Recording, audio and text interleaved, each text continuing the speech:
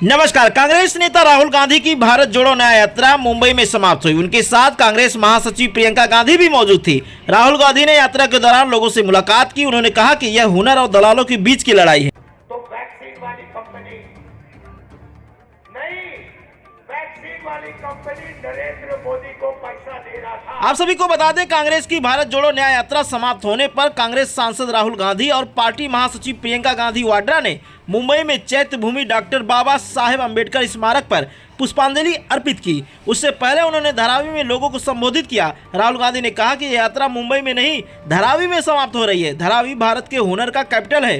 भारत में लड़ाई हुनर और दलालों के बीच में है, धारावी और अडानी के बीच में है। इसलिए यात्रा में हमने न्याय शब्द जोड़ दिया है। इसके साथ उन्होंने कहा कि पूरे देश में गरीबों, किसानों, मजदूरों के साथ अन्याय हो रहा है। जहाँ भी हमें देखें 2-3 नाम दिखाई देते हैं। धारावी की जमीन आपकी है, आपके मेहनत की जमीन है। ये जमीन वही दलाल लोग आपसे छीनने की कोशिश कर रहे हैं। आप कौन दिला रहे हो? आपके जेब में से पैसा निकाल कर पुणे वाला सीधा बीजेपी को दे रहा है। कोविड में आपने चोरी की। इतना ही नहीं, उन्होंने कहा कि आपको लूटा जा रहा है। तभी हम कह रहे हैं, आप सभी जग जाइए।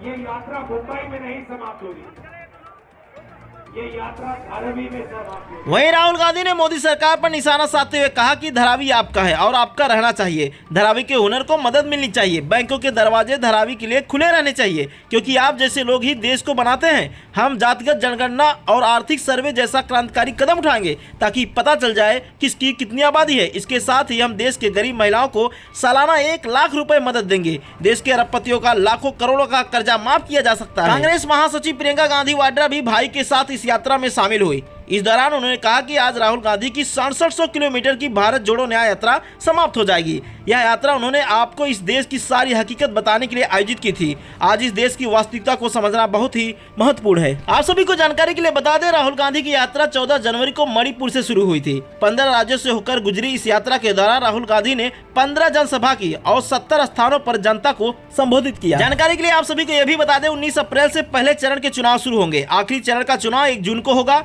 चुनाव आयोग के अनुसार 4 जून को मतगणना होगी। आप देख रहे हैं इस वक्त की ताजा खबर। मुंबई मास की सभी ताजा खबरें से जुड़े रहने के लिए देखते रहिए एसपी अपडेट। Thank you.